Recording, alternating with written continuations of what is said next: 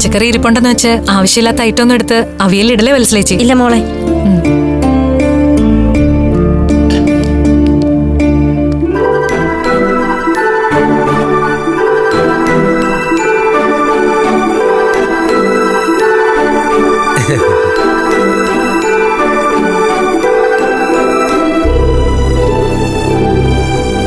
അല്ല, ഇതെന്തിനാ ഈ അടുക്കളയിൽ ഇത്രയും ആൾക്കാര്?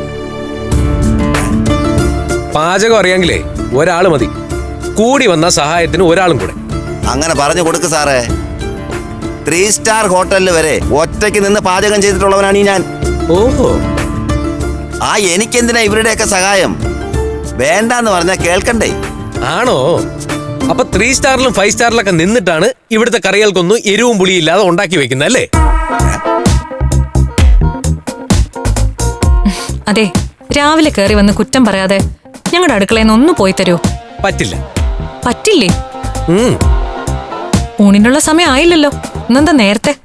വരേണ്ടി വന്നു. അനിയത്തിമാരെ എന്നൊന്ന് വെല്ലുവിളിച്ചു. ഞാൻ ആ വെല്ലുവിളി സ്വീകരിക്കുകയും ചെയ്തു. അത് നടത്തിയിട്ടേ ഞാൻ ഇവിടുന്ന് പോകും. എന്ത് വെല്ലുവിളി? ഞാൻ അടുക്കള കണ്ടിട്ടില്ലെന്ന്. എന്നാ പിന്നെ ഒന്ന് കണ്ടേക്കാന്ന് ഞാനും വിചാരിച്ചു. കൂടെ നല്ല ഒന്നാന്തരം ഒരു അവിയലുണ്ടാക്കി നിങ്ങളെ കാണിക്കാന്നും വിചാരിച്ചു. അതെ സാറേ, ഇവിടെ നല്ല അസൽ അവിയലാ ഞാൻ ഉണ്ടാക്കുന്നത്. സാറ് ചെല്ല്. അങ്ങനെ അങ്ങ് പോകാൻ പറ്റില്ലല്ലോ, ഞാനൊന്ന് നോക്കട്ടെ.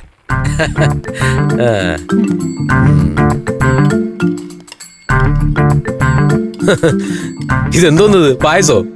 അല്ല, സാമ്പാറാ.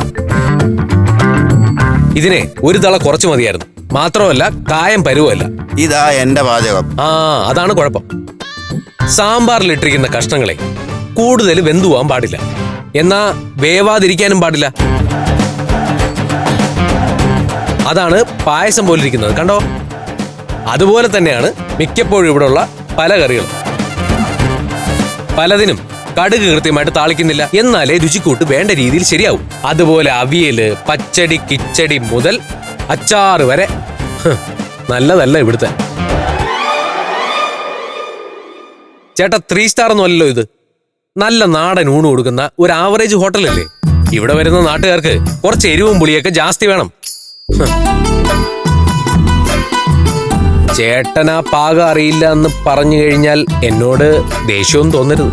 കുറ്റം പറയാൻ എളുപ്പമാ, വെറുതെ ഇരുന്നങ്ങ് പറഞ്ഞാൽ മതിയല്ലോ. ഇത്രയ്ക്ക് പാചകം നിശ്ചയമാണെങ്കിൽ സാർ ഒന്ന് ചെയ്തു നോക്കിയേ. ഭാസ്കരേട്ടാ, ദയവ് ഇതൊന്നും നിർത്ത. പിന്നെ അതെ, ഇറങ്ങി പോവാൻ പറയാത്തത് ഒരു കടപ്പാടുള്ളോണ്ടാ. വെറുതെ ശല്യം ചെയ്യാതിരിക്കാവോ? ഇറക്കി വിടണ്ട ചേച്ചി, എന്നും കുറ്റം പറയുന്ന ആളല്ലേ, ഒന്ന് ചെയ്ത് കാണിക്കട്ടെ. കണ്ടില്ലേ, ഇങ്ങനെ വെല്ലുവിളിച്ചാ ഞാനെങ്ങനെ അവിയലുണ്ടാക്കാതെ പോവും? അതെ, നിങ്ങൾ എല്ലാരും ഈ അടുക്കളയിൽ തന്നെ നിൽക്കുന്നതിനാ. ഒന്ന് പുറത്തേക്ക് മാറിയുന്നേ, ഞാൻ അവിയലുണ്ടാക്കട്ടെ. ചെല്ല് ചെല്ല് ചെല്ല്, പോ പോ പോ. പോയില്ലേ? ചേട്ടനോടും കൂടാ പറഞ്ഞത്. പോയേ പോയേ. ആഹാ, താങ്കളോട് ഇനി പ്രത്യേകിച്ച് പറയണമായിരിക്കും.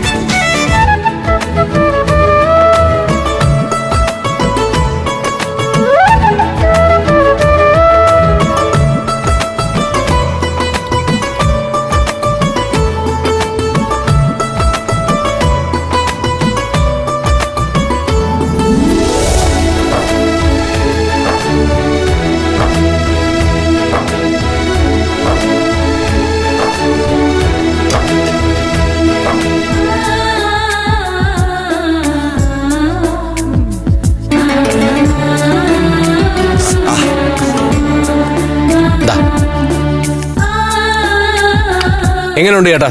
കൊള്ളാം. എങ്ങനെ? വളരെ നന്നായിട്ടുണ്ട്. ആ, അതാണ്.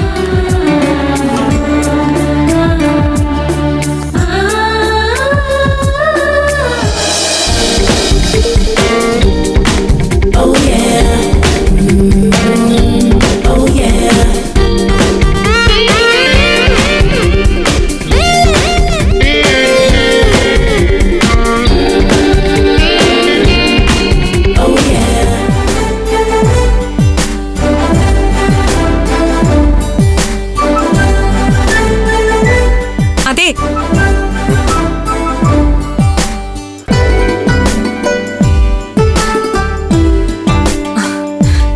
എന്തൊരു കൈപ്പുണ്യ.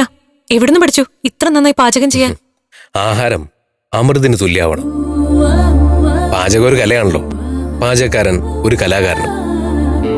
അവൻ നളനാവണം. നള പാചകം മനസ്സിലുണ്ടാവണം. അല്ല, കഴിക്കുന്നില്ലേ? ഇന്ന് വേണ്ട. ഞാനുണ്ടാക്കിയത് നിങ്ങളാ കഴിക്കേണ്ടത്. പോട്ടെ.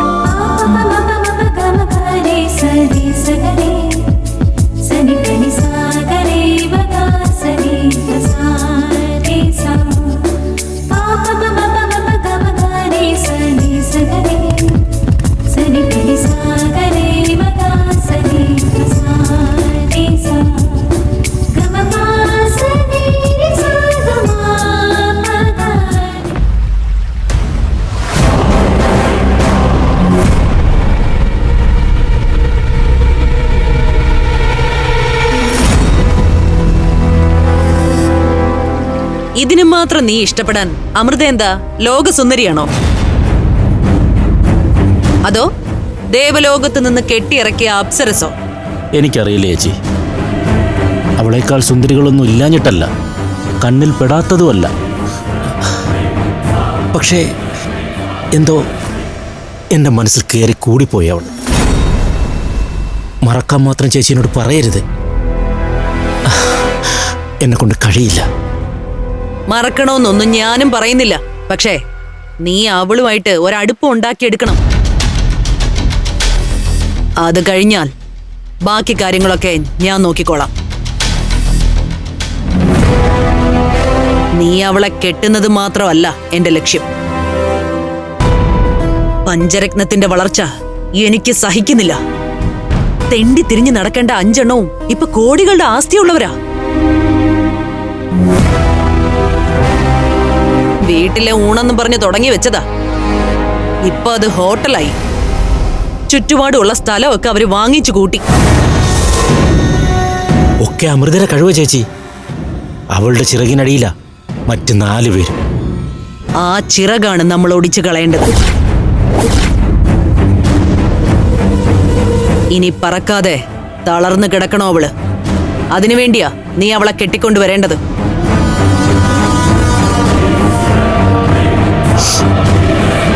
എൻ്റെ കയ്യിലോട്ട് അവളെ ഒന്ന് കെട്ടിക്കോട്ടെ.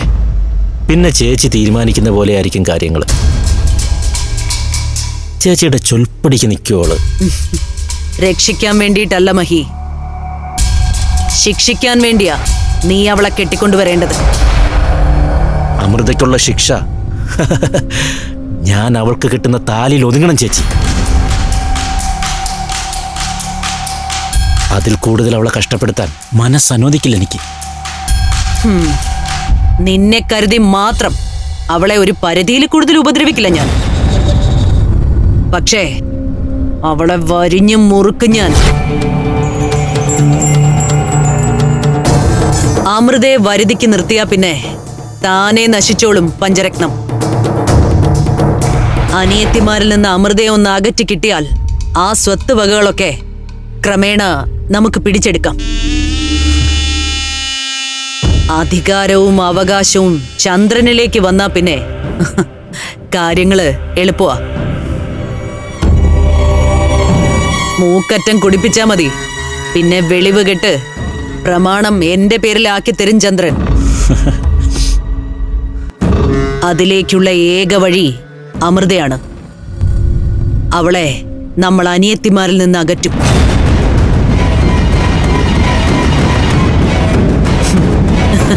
എന്നേക്കുമായി.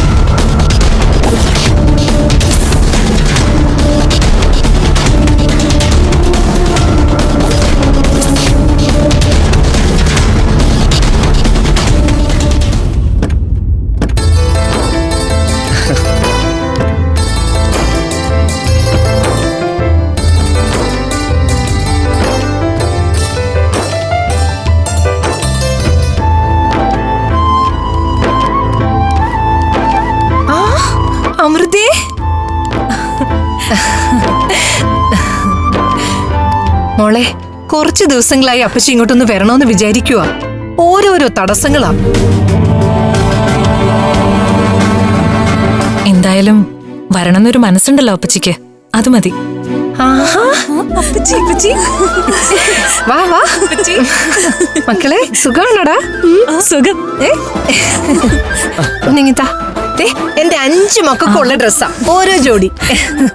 എന്തിനാ ഇതൊക്കെ വാങ്ങി കാശ് കളയുന്നെന്ന് ഞാൻ ചോദിക്കില്ല. ഇത് അപ്പച്ചിയുടെ സ്നേഹമാണെന്ന് എനിക്കറിയാം. ഇതൊന്നും തന്നാ പോരാ, ഞാൻ ഇതിലും കൂടുതൽ തരണം. എന്ത് ചെയ്യാനാ, ഓരോരോ തടസ്സങ്ങളല്ലേ.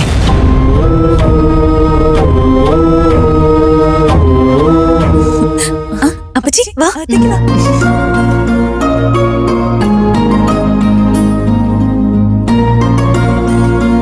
നീ എന്താ മിഴിച്ചു നോക്കുന്നേ? ഞാനേ ഹോട്ടലിന്റെ ഒരു ഔട്ട്ലുക്ക് നോക്കിയതാ. കുറച്ചും കൂടെ ഒക്കെ നന്നാക്കാം. ഒരു ആർക്കിടെക്ചറിന്റെ കുറവുണ്ട്. ആ, ഒരു കുറവുമില്ല. അഥവാ ഉണ്ടെങ്കിലും നിന്നെ വിളിക്കുന്നില്ല, പോരെ? ഓ, ഒരു ആർക്കിടെക്ട് വന്നിരിക്കുന്നു. കേറി വേടാ, വാ.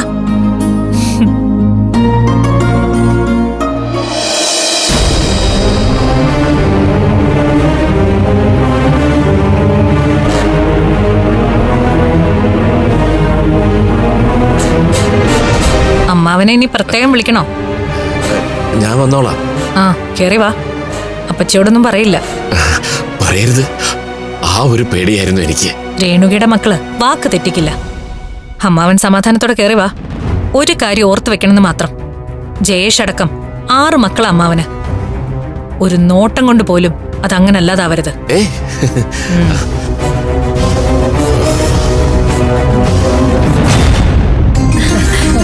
അപ്പച്ചിക്ക് ഇവിടുന്ന് 2 ദിവസം കഴിഞ്ഞിട്ട് പോയ പോരെ? നിർത്തിക്കോ. അങ്ങനെയെങ്കിലും എന്തെങ്കിലും നല്ല ആഹാരം ഉണ്ടാക്കാൻ പഠിക്കും. അവിടെ അവിടുന്ന് ആവശ്യത്തിനുള്ള പാചകമൊക്കെ എനിക്കറിയാം. ഇവനൊന്നും ഇഷ്ടപ്പെടാത്തതിന് ഞാൻ എന്ത് ചെയ്യാനാ മോളെ?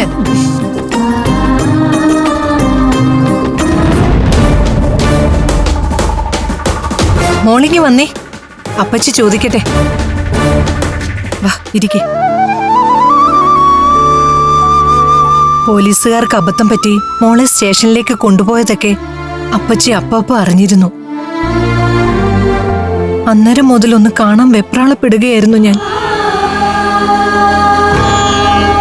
അതങ്ങനെയാ, ഓരോരോ തടസ്സങ്ങളാ.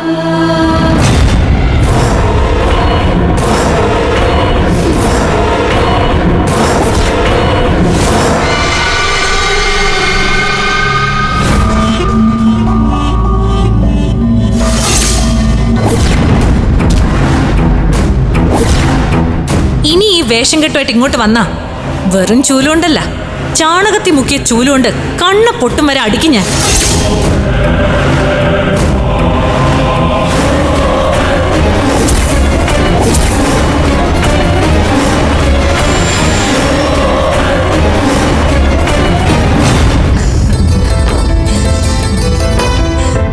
ഇതാരാ മുറിക്കകത്ത് ചൂല് കൊണ്ടുവച്ചത്?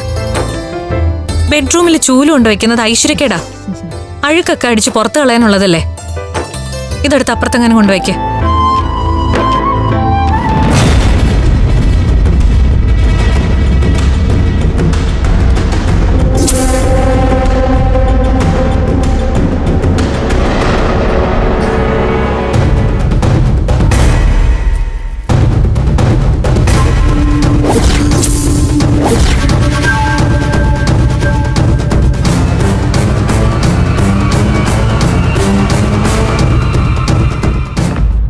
മോളെ അനഘ എവിടെ? അവള് ഹോസ്പിറ്റലിൽ പോയി. ഇന്ന് ഡ്യൂട്ടി ഉണ്ട്. ചെറുപ്പം മുതലേ അവളുടെ വലിയ ആഗ്രഹമായിരുന്നു നേഴ്സ് ആവണോന്ന്. ആ ജോലി തന്നെ കിട്ടി. ഉള്ളില് നല്ല പനിയുണ്ടല്ലേ? ഉണ്ട്, എനിക്കറിയാം. ഇല്ല, ടെമ്പറേച്ചർ നോർമലാ. ഏയ്, അങ്ങനെ വരെ വഴിയില്ലല്ലോ. എനിക്ക് വായിക്ക് നല്ല കയ്പൊക്കെ ഉണ്ട്. അത് 2 ദിവസം പനിച്ചതിന്റെയാ, മാറിക്കോളും. അയ്യോ, അപ്പൊ എന്റെ കാര്യം? ഡോക്ടർ വന്ന് നോക്കട്ടെ. ഇന്ന് ഡിസ്ചാർജ് ചെയ്യാൻ സാധ്യതയില്ല. നാളെ എന്തായാലും പോവാ. ഏയ്, ഞാൻ പോകത്തില്ല. ആഹാ, അത് കൊള്ളാലോ. എത്രയും പെട്ടെന്ന് അസുഖം മാറി വീട്ടിൽ പോവാനാ എല്ലാവർക്കും താല്പര്യം. ഇതിപ്പോ അസുഖം മാറിയിട്ടും പോണ്ടേ? വേണ്ട. അതെന്താ അങ്ങനെ? ഇത്ര അടുത്ത്, ഇത്രയ്ക്ക് ചേർന്ന് എനിക്ക് കാണാൻ എന്റെ പനി ഒരു നിമിത്തമായതാണ്. അതുകൊണ്ട് അത്ര പെട്ടെന്നൊന്നും ഞാനിവിടുന്ന് പോവില്ല. ഹലോ, എന്താ ഉദ്ദേശം? മനസ്സിലാവുന്നില്ല. ചില കാര്യങ്ങൾ പറഞ്ഞാൽ മനസ്സിലാവും, ചിലത് പറയാതെ. എനിക്ക് മനസ്സിലായ ഒരു കാര്യം ഞാൻ പറയാം. ഒരാളെ കാണുമ്പോ പെട്ടെന്ന് തോന്നുന്നതേ ഇഷ്ടവും പ്രണയവും സ്നേഹവും ഒന്നുമല്ല, ഒരു തരം ഇൻഫാക്ച്വേഷനാ.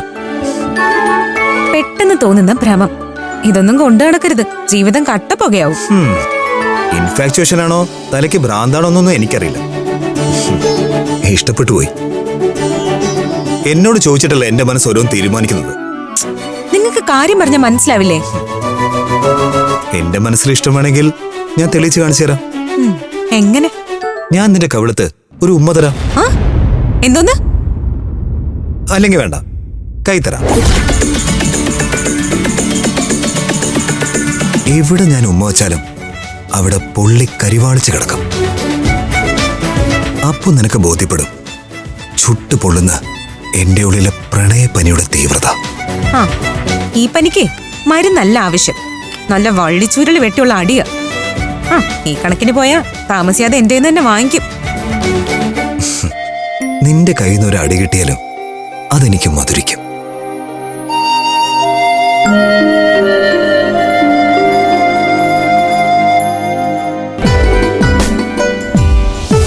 എവിടെ ഞാൻ ഉമ്മ വെച്ചാലും അവിടെ പൊള്ളി കരിവാളിച്ച് കിടക്കും. അപ്പൊ നിനക്ക് ബോധ്യപ്പെടും ചുട്ടു പൊള്ളുന്ന എന്റെ ഉള്ളിലെ പ്രണയപ്പനിയുടെ തീവ്രത. പ്രണയപ്പനി, അതും എന്നോട്.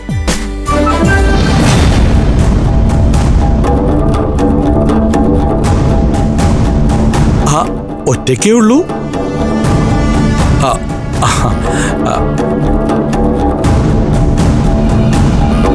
അല്ല, മറ്റ് സ്റ്റാഫ്സ് ഒക്കെ എവിടെ?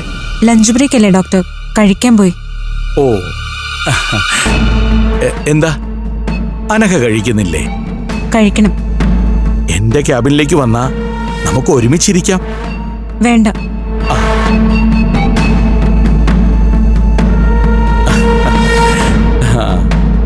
വേണ്ട, ഇല്ല എന്നൊക്കെ പറയുന്നത് നെഗറ്റീവ് വേർഡ്സ് ആണ്. ഒരിക്കലെങ്കിലും എന്നോട് നെസ്സു പറഞ്ഞു നോക്കൂ. അനഘയുടെ ജീവിതത്തിൽ അത്ഭുതങ്ങൾ സംഭവിക്കും. ഡോക്ടർ പ്ലീസ്, ഒരു അത്ഭുതം ആഗ്രഹിക്കുന്നില്ല ഞാൻ. ഇത് എത്ര വട്ടം പറഞ്ഞതാ. ഡോക്ടർ മറ്റുള്ളവരെ കാണുന്ന പോലെ എന്നെ കാണരുത്. I M different. ആ ഡിഫറൻസ് ആണ് എനിക്ക് ആവശ്യം. മുമ്പ് ഞാൻ പറഞ്ഞിട്ടില്ലേ, അവഗണിക്കും തോറും ആഗ്രഹം കൂടുമെന്ന്. അപ്പോ എന്നെ വെള്ള പുതപ്പിച്ച് കിടത്തുമെന്ന് ഭീഷണിപ്പെടുത്തി. ഞാൻ ആരാ ഡോക്ടർ ഭീഷണിപ്പെടുത്താൻ? ഒരു സാധാരണക്കാരി പെണ്ണാ ഞാൻ. എന്നെ വെറുതെ വിട്ടേക്ക്.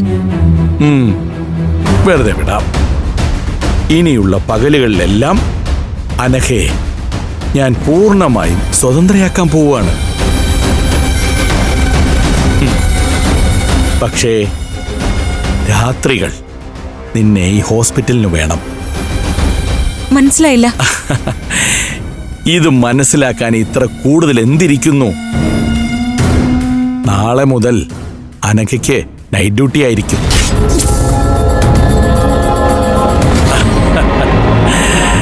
വെളിച്ചം ദുഃഖമാണുണ്ണി, തമസല്ലോ സുഖപ്രദം.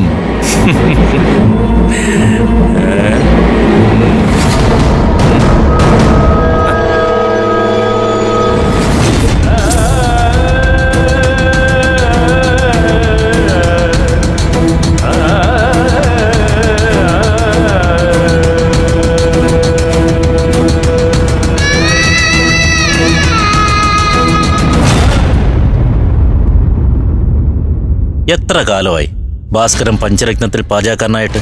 ഞാൻ വന്നിട്ട് വർഷം 3 ആയി. 3 വർഷം പണിയെടുത്തിട്ട് നീക്കിയിരിപ്പ് എന്തെങ്കിലും ഉണ്ടോ? മനസ്സിലായില്ലേ? കയ്യിൽ കാശ് വല്ലോ സമ്പാദ്യമായിട്ടുണ്ടോന്ന്. എങ്ങനെ ഉണ്ടാവാനാ സാറേ? അതിന് മാത്രം ശമ്പളമൊന്നും അവർ തരുന്നില്ല. കിട്ടുന്നതാണെങ്കിൽ കുടുംബ ചെലവ് കഴിഞ്ഞ് ബാക്കി ഒന്നും ഉണ്ടാവില്ല.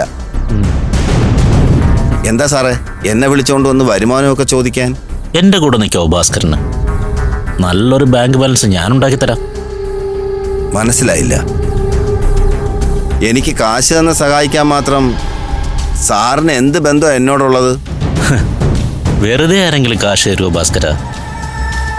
എനിക്ക് ഭാസ്കരനെ കൊണ്ട് ഒരു ഉപയോഗമുണ്ട്. എന്താ സാറേ കാര്യം? തുറന്നു പറയാം ഭാസ്കര, എനിക്ക് അമൃതയെ കല്യാണം കഴിക്കണം. അതിന് തടസ്സം പഞ്ചരത്ന ഹോട്ടലാ. അതുള്ളിടത്തോളം കാലം അവള് കാശിന് ബുദ്ധിമുട്ടില്ല. അതുകൊണ്ട് ഹോട്ടൽ പഞ്ചരത്നം പൂട്ടണം. അമൃത കാശിന് ബുദ്ധിമുട്ടണം. ഒപ്പം പുറത്തിറങ്ങാൻ പറ്റാത്തത്ര നാണക്കേടുണ്ടാവണം. പോലീസ് കേസാവണം. മറ്റൊരു കല്യാണാലോചനയും അവൾക്ക് വരരുത്. നാണം കെട്ട് ജീവിക്കാൻ മാർഗമില്ലാതെ അവളും അനിയത്തിമാരും ബുദ്ധിമുട്ടുമ്പോൾ എനിക്ക് അവതരിക്കണം. അങ്ങനെ അവളെ കല്യാണം കഴിക്കണം. ഇതിനെല്ലാം ഭാസ്കരന്റെ സഹായം എനിക്ക് വേണം.